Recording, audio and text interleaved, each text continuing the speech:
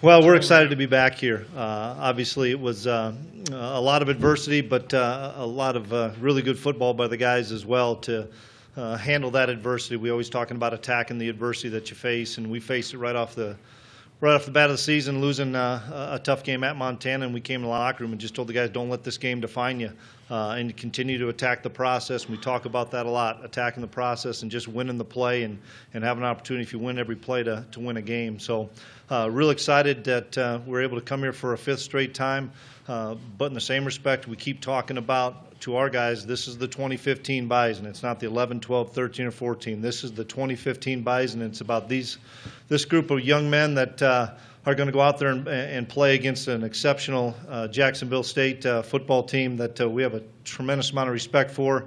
They're very explosive on offense and lights out on defense. And we're excited about the challenge for tomorrow at 11 o'clock. And also excited to announce that Carson Wentz is going to start a quarterback tomorrow. And something that we've been kind of going back and forth, and obviously I know the first thing you guys are going to ask me is, you know, what made you decide, or when did you decide? You guys know me too well, Jeff, that Carson's practiced a lot more than you guys have ever realized he's practiced. And I'm excited because we have two exceptional quarterbacks ready to play a football game in Easton Stick, who I told to when I met with him this week, as well as and Carson and Easton are really good friends. We wouldn't be in this position without Easton Stick. There's just no way we'd be here without the tremendous ability of what Easton has done. But throughout the process of getting Carson enough snaps and ready to play, we came to the conclusion that he's going to be the guy that takes the first snap under center. So with that, I'll open up for questions. Okay, we'll direct to the players first, please. Okay, right here, Calhoun, and Melissa will get mics to you. Dom Izzo, WDAY-TV. Carson, describe this whole process and when you felt healthy enough and ready to go. Yeah, it's been a long, frustrating process, to say the least. Lots of doctor's appointments, lots of things I didn't want to hear for a long time. About 2 weeks ago, I really started progressing quite a bit, practicing, almost full go. And just kind of getting my feet wet again with practice, threw some Scout 7 on, did some things and just kind of progressed my way. And this week has just been a whirlwind, finally realizing I'm going to get a chance to start one more time. So a lot of emotions, and I'm excited to get one more opportunity with these guys. Back here on the... David Watkins, NBC5 locally. Carson, I know you're focused on this game, but how have you reacted to kind of the national attention you're getting as far as your prospects for the NFL? Oh, it's cool, and it is what it is, but, I'm not the only one on the squad getting that attention either. We got a lot of guys with ability, whether it's seniors or underclassmen. We're just focused on the task at hand, which is tomorrow.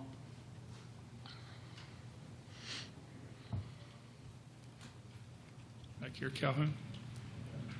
Beth Houle, Valley News Live out of Fargo. Joe Haig, what's it feel like to hear that Carson Wentz is going to start this game, a fellow senior, a guy you've been through a lot with? Yeah, it's awesome. Obviously, he's been going up against a lot of adversity, but just knowing Carson, what kind of competitor he is, it's obviously really exciting for us. We love Carson to be able to come back. We love that we're gonna be able to protect him, and just happy to play this game and get out there Saturday and play. Guys, remember to speak into the mic in front of you there. Sorry, okay. One here. You heard him. Okay. Here up front. Jeff Kopak, the Forum in Fargo. Carson, when were you medically cleared, and how long has it been since you've been really full speed like you think you should be? Yeah, about a little over 2 weeks is when I was full speed. I kind of pushed the envelope a little bit. This Monday, my CT scan revealed that I was fully cleared.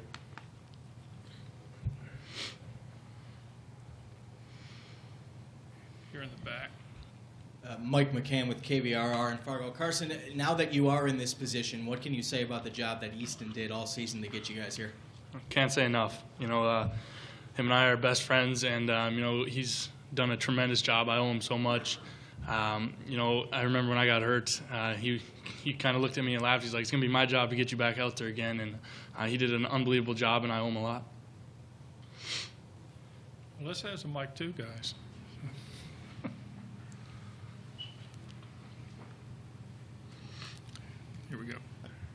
Have you seen a lot of live bullets in practice, so to speak? I I mean, it was a lot of more 7-on-7, or were you actually in pads a lot, Carson? Or how did that all work the last couple of weeks? Brian Sean, by the way, KBLY, sorry. Yeah, no, I've been facing pretty much live everything. You know, obviously quarterbacks in red in practice, you know, not getting hit, so that helped a lot. But you know, I've been seeing live reps for about two weeks or so now. David Watkins again, locally, NBC5. Carson, I'm curious if you have an opinion on the Dallas Cowboys. They might be looking for a quarterback in the draft. Focus on the game, thanks. Beth Wool, KVLI. Carson, what sort of advice did you get from Randy Hedberg, maybe some other people who have been mentors to you, just about those future opportunities, but having this last moment and this last opportunity? You know, I've gotten advice, you know, both ways from all sorts of people, but you know, I'm a competitor, and you know, I've been through way too much with this program and this university to not, you know, push the envelope like I mentioned earlier and do everything I possibly could to get back out there. And I'm just very fortunate enough that I will get that opportunity tomorrow. Okay, here in the back. Mike McCann with KBRR again. CJ and Nick, for you guys, without giving away too much of the game plan, we've heard an awful lot about Jacksonville State's offense. If you had to say, we have to stop this to be successful, what is the this? This is always the run. That's the one thing that we emphasize, the linebackers and D-line. That's one thing that we emphasize every day in practice, every year. That's the one thing that we do with every team. We want to stop the run first. I'm sure Nick can say the same. Yeah, definitely. I mean, there's not really one thing you can game plan for. This team has a lot of offensive weapons, so you know, just trying to get them off schedule early and get on top of them.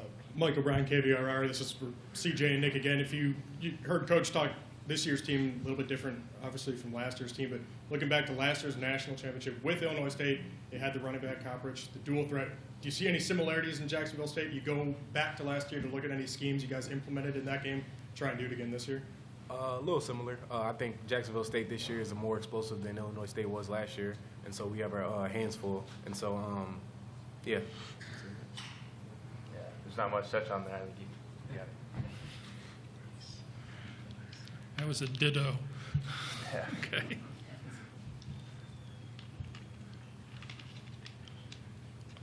Got up here front. Steve Hallstrom, WZFG Radio, Fargo. Carson, being out of game action for 2 months, what's going to be the biggest adjustment getting back to the game speed as compared to practice and scrimmages, and how have you tried to ready yourself for what you'll see tomorrow? Yeah, you know, like I mentioned, I ended up throwing some scout team stuff facing the speed of our defense a couple times, so that helped tremendously. You know, the biggest thing is just going to be getting hit right away. But for me, it's almost got that first game feel again. I kind of feel like I've almost been out a whole year for that matter, and it's kind of a short one-game season for me. Okay, here, in the middle. Ross Uglum, Scout Media. CJ, talk to me a little bit about Barge, their receiver, and what challenges he and Jenkins pose to your defense. They're both really good. Jenkins, he's the other 15. He's a really good receiver. He's really athletic. Barge, just seeing him on tape, he runs really good routes. Probably the best routes that I've seen by any receiver ran so far this year. And so they take shots downfield. They come down with a lot of them. And so just looking forward to the challenge. Okay, any more questions for the players? Okay. Melissa, you got business. Actually, mine's for you, Coach. I'm Mark Edwards, the Anniston Star. We're going to hold off with the Okay. coaches. Just go with the players first until we dismiss them. Okay? We'll have time for just 2 more questions. Carson, I think you said once the green helmets came out, you wanted to play. Was that the indication then when you made the vote that you were going to play when the green helmets came back? You know, I remember when we first revealed that we were wearing green helmets. I think that was a Western Illinois game. I was a little upset. I was excited for the guys, but I was kind of bitter about not being able to wear them. So I told Coach if I ever get a chance to play again, we're going to wear those. So I've been in his ear the last kind of 3 weeks. If I'm going, we're going to wear those. So he came through for me. Okay, one last question for the players. Okay. Up or not? Anybody? Thanks, guys. Good luck tomorrow. It's harmless, Carson. Thanks, CJ. Okay, we'll start over here with Coach Klieman. Hi, Coach. Again, Mark Edwards, Anderson Star. Did you consider withholding your announcement on Carson and just let us find out tomorrow at 11 o'clock? We did consider that, but I wanted to get Carson in front and let him have his day and let him visit. And hey, it is what it is, and we have two capable quarterbacks ready to play, and we're excited about tomorrow. Coach David Watkins, local NBC. For those who haven't seen Carson play, how would you describe him as a quarterback? Big, strong-armed kid that extremely athletic, very smart at the line of scrimmage, and has all the attributes that a lot of people like, and exceptional leader. And what he had given Easton is what Easton is as well, and that's why I know the future is extremely bright for Easton as well. We're going back here and then come up to you. Coach, should we expect to see Easton on the field at all tomorrow? Well, he's ready to go. That's what I'll tell you. He is ready to go. I've visited with him. Coach Hedberg has, obviously. Coach Polasek has, and Easton's had. When you practice for 3 weeks, everybody's had plenty of reps, so he's ready to roll. Up here, up front.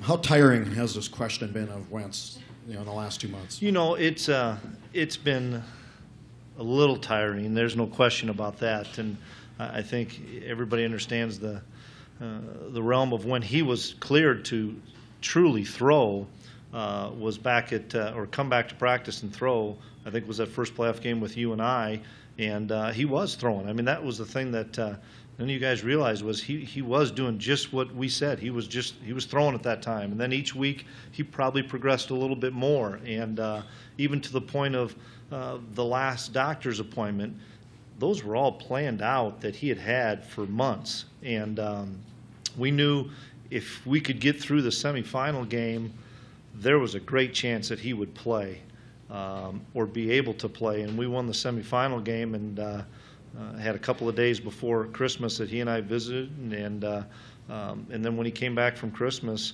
he's been kind of full go ever since. And that's the one thing that you guys talk about, the live bullets and those other things. Most of you guys that have seen our practices, we don't walk through many things. We go really hard. It doesn't matter if it's scout team against our first offense or a number of times like we do first defense against first offense, and other than being hit, but I'll be honest with you, Easton stick hasn't been hit since Richmond, and not a lot of your quarterbacks get hit in practice. He's had plenty of live repetitions as far as 2 minutes, 7-on-7, pass under pressure with guys like Shatsy and Menard coming off the edge and stuff, so I don't foresee that being an issue at all. Okay. Coach, when did you make that decision that Carson would be the starter, and what progressed from the semifinal game to now that makes you comfortable with that? Well, just when we came back from our Christmas, he started taking a bunch of snaps, and once again, because we have so many plays in a practice, he would take half, Easton would take half, and we were just, okay, everything's great on Monday. Let's give him a few more on Tuesday. But there's a lot of plays in there that I knew as the middle of last week that he was going to be ready to go. Just watching him spin it around out there, you knew there was no ill effects from his hand or anything. And then not only that, but because you have so much time in this 3 weeks off, you do a lot of walkthroughs. You spend so much time with the guys that they're prepared, and that's something that I wanted to make sure from a mental standpoint he was prepared, and he answered all those questions. Just remember to identify yourself, please. Coach Dom Izzo, WDAY. Are you worried about rust, a rust factor that he hasn't played since October 17th? No, not at all. It's Carson Wentz. He'll be fine. Okay, up front. Just hand it off. Jeff Kopak, the Forum. A couple things. In this day and age of social media, how tough is it to keep that? Players leaking out and talking. It's extremely difficult. It's interesting. Our kids are pretty savvy and pretty smart. We didn't emphasize it to the team. Don't say anything. Don't say anything. They know. I mean, that's why a lot of those kids are in the program here for 4 and 5 years, and those kids that are in the program, like a Joe Haig, will make sure and tell a young kid that stays in here. it's simple why you close the practice and stuff, and why you want to make sure that when you're in the bubble, nobody can get in there anyway. But just with closed practices, you can do a lot of things. And I wanted to make sure that it wasn't a real media circus for the guy either, and let him do his work so that he can get ready to play. And how do you respond to people saying, well, he shouldn't play because he's got a future NFL draft, he might get hurt again? I would say he's been cleared by the doctors. He and I have talked extensively. He's ready to play. And if you're cleared and you're a competitor, which we know Carson is, and you look at the guys that are up here, C.J. Smith's a fifth-year senior, Carson Wentz, fifth-year senior, Joe Haig, fifth-year senior. You want to play with your brothers one more time. And there was, once we won that semifinal game, in the back of my mind, I thought, okay, he's going to be ready to go because he wants to do this for all these guys that he came in with. Back over here. Chris, Ryan Gellner from KFGO. A no-brainer for you in this decision? Did you lose some sleep? Did you bounce it off coaches? How'd you come to the final decision, you yourself? I don't sleep a whole lot during this time of year anyway. My wife can tell you that. No, it wasn't, when you say a no-brainer, if he's healthy, yeah, there wasn't any question. It was just us as a coaching staff, and not just me, but Tim and Randy as well, seeing how he's throwing the ball, seeing how he was able to take his drops, seeing all the things that he was doing. I know one thing. Since, Ryan, you can tell me this, how long has he been working out with Coach Kramer? Since October, I would say, or excuse me, since November 1st? Since November 1st, he's been doing patterns. He's been doing all sorts of running. Every day that kid was out there, even when we knew he wasn't playing the whole month of November, he's in phenomenal shape. There's not any doubt about that.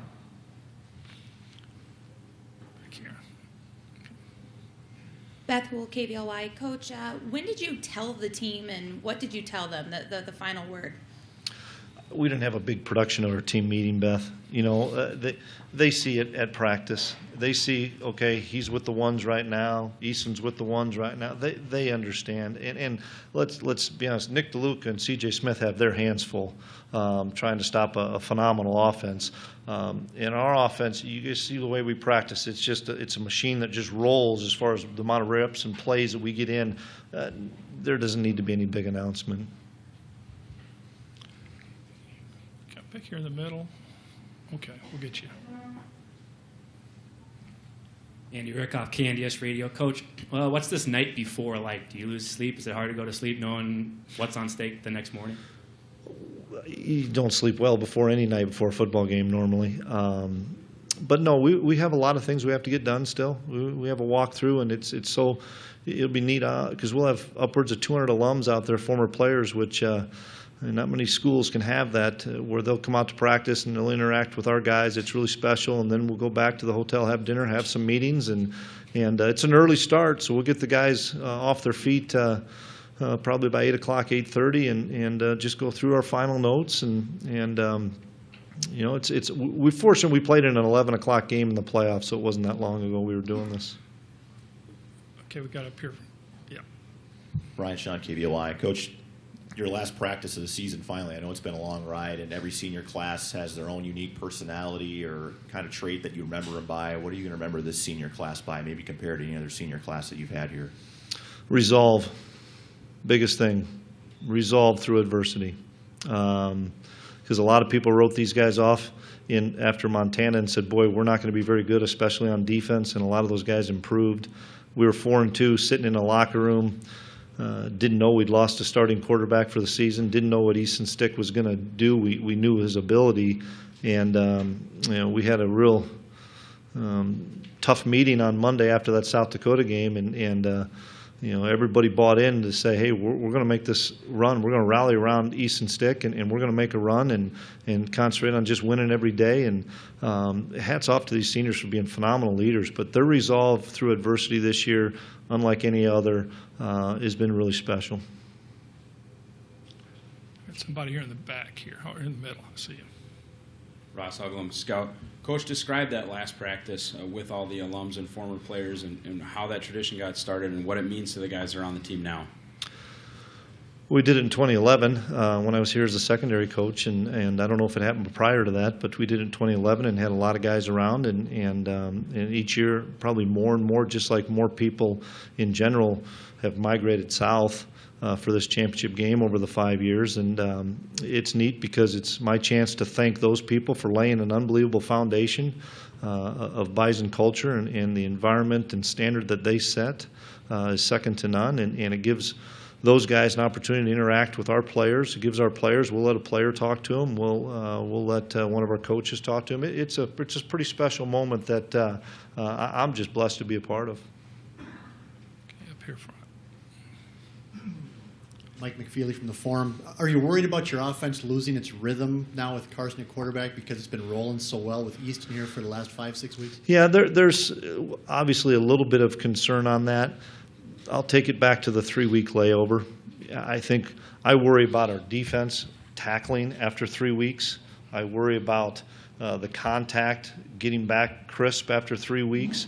I would worry about our timing with our receivers in Easton or Carson after 3 weeks. So it is kind of and he mentioned it, it's kind of a first game feel. It is for both teams.